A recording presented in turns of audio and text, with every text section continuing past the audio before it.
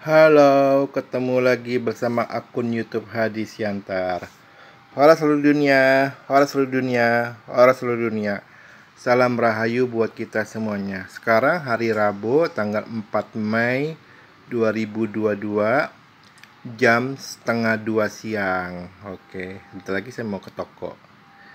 Oke, sekarang ini nomor telepon saya. Nomor HP WhatsApp saya 087873406915. YouTube-nya Hadi Siantar. Sorry. Facebook-nya Wang Sugito. Instagram-nya mekar_prangko_kuno. Hari ini postingnya di luar tema utama ya. Kan kalau tema utama kan tentang ramalan, perangko, dan letak minyak bumi. Tapi postingnya ini sekarang ini di luar tema utama yang biasa saya posting. Posting saat ini judulnya "Ada apa dengan negara Ukraina?" Wow. Sebelum negara Rusia menginvasi itu menjajah ya. Sebelum negara Rusia menginvasi negara Ukraina, jujur saya memang udah tahu tentang negara Ukraina, tapi tahu dari internet lah. Ukraina itu adalah negara yang banyak peninggalan-peninggalan bangunan-bangunan kunonya yang indah-indah.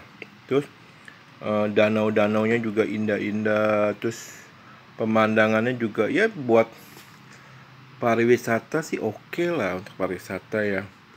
Jadi dia memang itu gaya bangunannya tuh gaya bangunan Eropa kuno klasik nih. Jadi buat wisata-wisata dari negara-negara Asia, wisata-wisata dari negara-negara Afrika. Memang kalau berkunjung ke Eropa itu memang suka lihat bangunan-bangunan kuno gaya Eropa klasik ya. Jadi negara yang jadi bangunan-bangunannya zaman-zaman kerajaan-kerajaan zaman dulu ya. Ukraina memang iya. Tapi ada apa dengan Rusia sehingga Rusia menginvasi negara Ukraina? Biaya perang itu mahal loh, biaya perang. Yang konon yang beredar di media sosial itu, satu hari Rusia itu menghabiskan uang sekitar 250 triliun rupiah. Itu nggak main-main loh. Itu uang semua, bukannya campur paku, campur kue ya. Itu uang semua loh. Satu hari Rusia saat ini sudah memasuki hari ke-50 ya. 50 atau 40 ya. Ya dikaliin aja 250, itu udah APBN Indonesia aja sekitar 3.000 triliun ya. Berarti kalau udah itu udah melebihi anggaran belanja negara Indonesia. Itu jadi kok Rusia mau menginvasi negara Ukraina? Mohon maaf ya, secara ekonomi Ukraina itu nggak menarik secara ekonomi, mohon maaf ya. Ukraina memang negara nomor 5 terbesar se-Eropa ya. Pertama negara Rusia, kedua negara Prancis, ketiga negara Jerman, keempat negara Spanyol, kelima baru negara Ukraina. Secara itu ya, secara luas ya. Terus Ukraina itu memang ekonominya apa ya, kurang begitu menarik. Memang daya wisatanya memang bagus ya, hebat. Ukraina selain wisatanya banyak bangunan yang kuno-kuno yang memang layak untuk jadi objek wisata, memang Ukraina itu dianugerahi oleh Tuhan Yang Maha Baik itu tingkat kecerdasan sumber daya manusianya sangat tinggi. Mungkin setara dengan bangsa Jerman ya. Tingkat kecerdasannya lebih di atas rata-rata bangsa Eropa, setara dengan bangsa Jerman. Itu harus diakui. Bahkan waktu Uni Soviet masih berdiri, kecerdasan Uni Soviet itu didominasi oleh bangsa Ukraina. Itu harus diakui. Ya, itu harus diakui. Tapi di luar itu Ukraina itu tidak ada apa-apanya. Tapi kok Rusia mau menginvasi Ukraina? Nah, ini yang buat saya penasaran. Jujur nih, saya ini tipe orang yang kepo. Kepo itu artinya repot, pengen tahu apa sih, apa sih. Lalu saya berdoa dan meditasi. Ada apa nih dengan Ukraina nih? Kok Rusia mau menginvasi Ukraina dengan biaya yang sangat mahal loh. Sehari 250 triliun rupiah loh kalau dirupiahin ya. Itu nggak main-main loh. Saya berdoa, meditasi, saya terawang gitu. Akhirnya saya dapat jawaban. Ternyata ternyata di lautannya wilayah teritorialnya Ukraina itu wilayah lautnya itu ada sekitar 80 titik potensi ya, belum diteliti ya, potensi 80 titik sumber minyak bumi atau gas alam.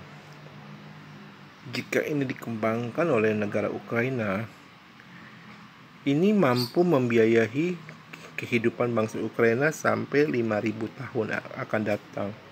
Ini nggak main-main loh. Semua negara di seluruh dunia itu kan negara kan ada pengeluaran kan ya, biar gaji karyawan, gaji tentara, gaji polisi, terus biaya perbaikan infrastrukturnya, biaya beli peralatan perangnya, dan lain-lainnya.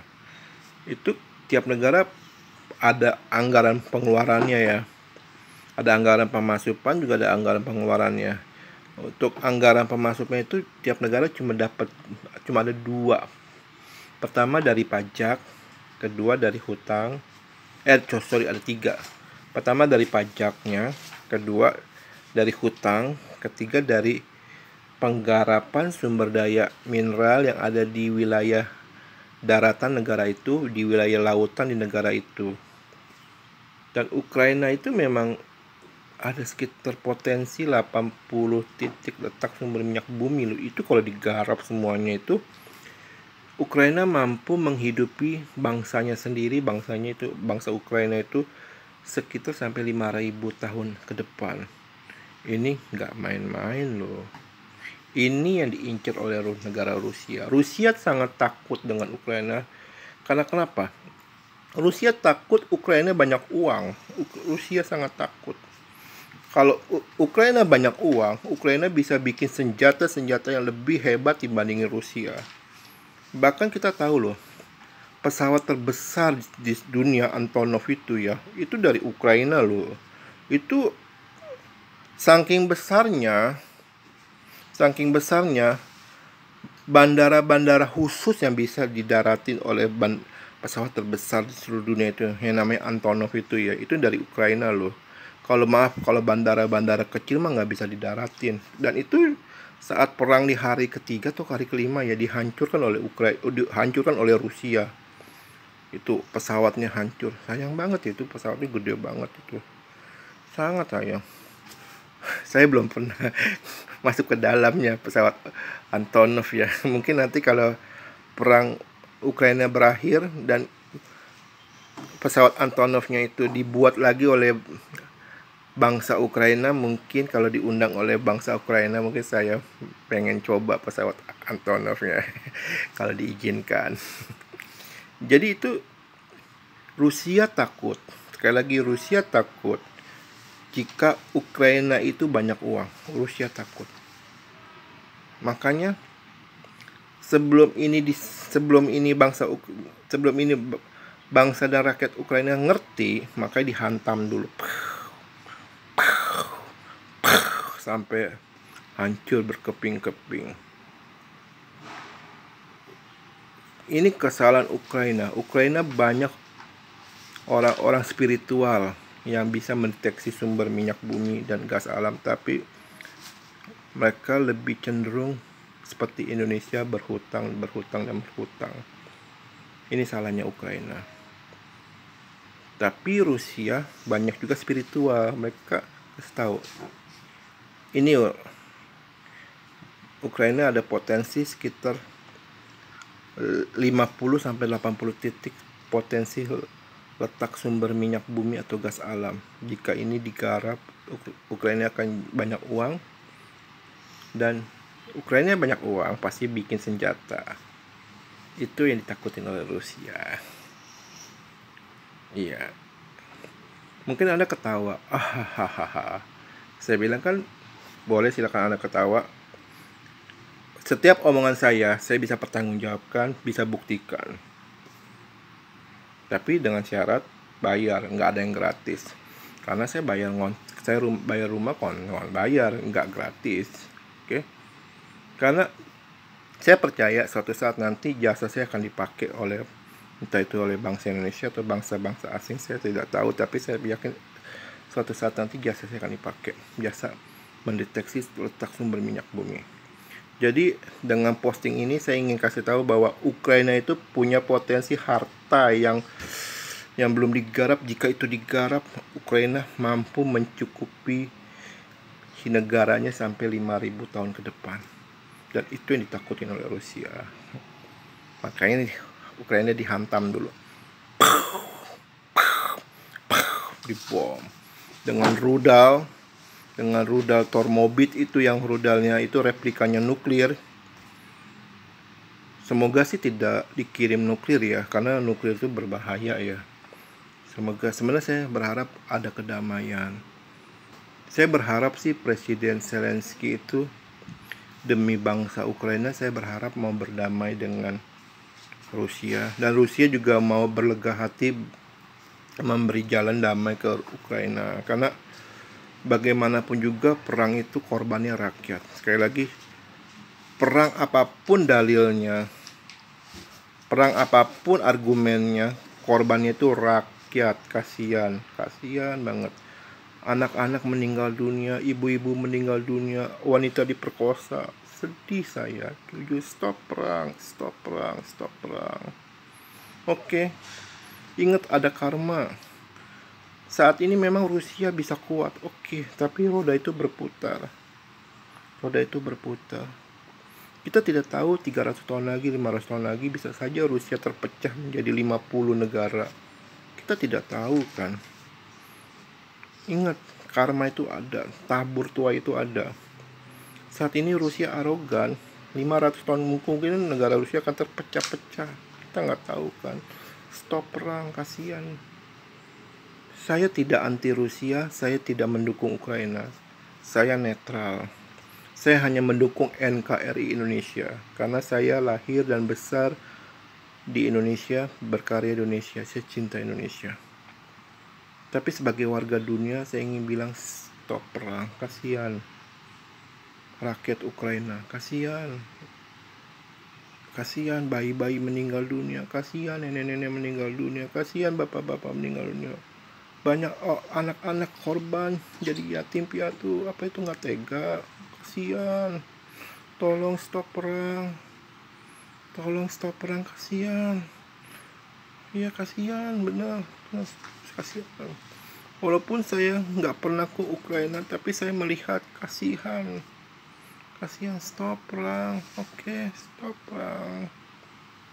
Oke. Ayo Presiden Zelensky, buang egonya, mau bergabung dengan NATO, buang.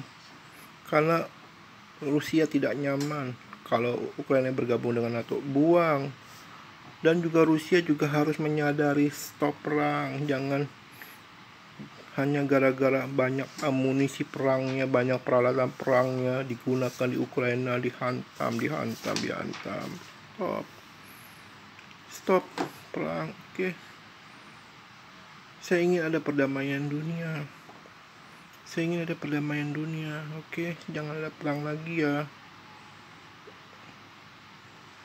Saya berharap suatu saat nanti saat Ukraina sudah berdamai, Ukraina buktikan omongan saya. Ada sekitar 50 sampai 80 titik potensi sumber minyak bumi atau gas alam yang ada di lautan Ukraina itu. Jika itu digarap, Ukraina mampu menghidupi bangsanya selama 5.000 tahun. Itu nggak main-main loh. Oke, sekian dan terima kasih. Hora seluruh dunia, hora seluruh dunia, hora seluruh dunia. Salam rahayu buat kita semuanya. Stop perang. Oke, kasihan.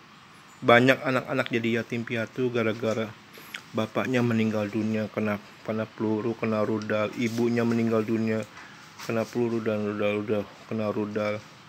Coba pikirkan, coba dibalik. Jika itu terjadi di kamu, mau?